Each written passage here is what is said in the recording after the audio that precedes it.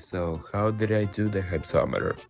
To do the hypsometer, I use, first of all, I use some heavy cardboard as a model of the hypsometer.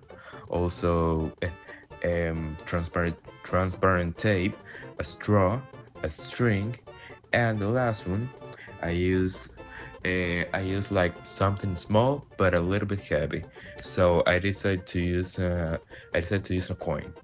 You have to stand in front of what you have to measure, so you can measure the distance between you and the object.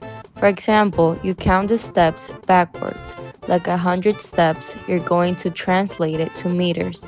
You will use the object you have placed on the top of the hypsometer as a guide, in this case, the straw.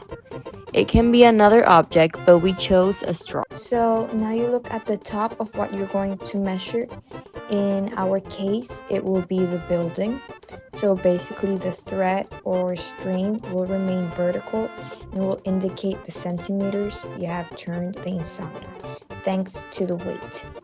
And with the steps that you took and the centimeters obtained, you can do the procedure to get the height.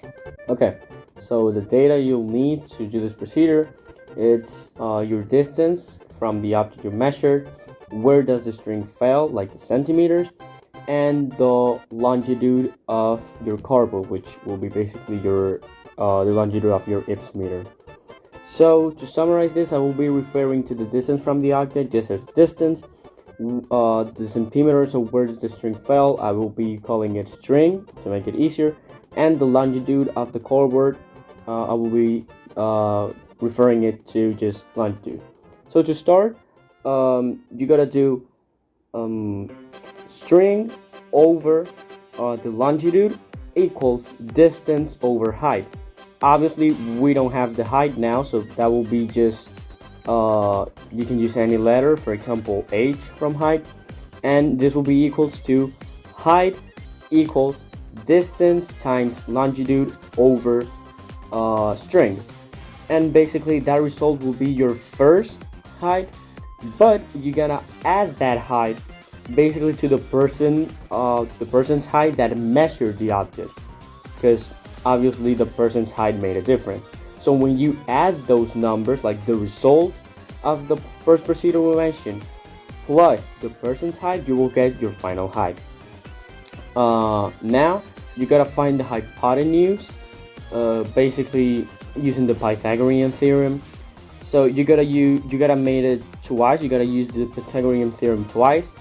On one, you're gonna use the data that I mentioned, like involving the result that you get in the first procedure and your distance from the object. On the other one, you're gonna be using the longitude and the string.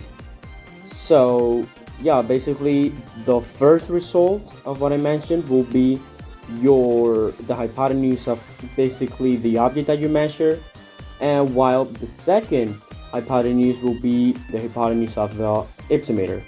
And finally, you're gonna be finding the scale, which is just basically the distance from the object divided by where does the string fall.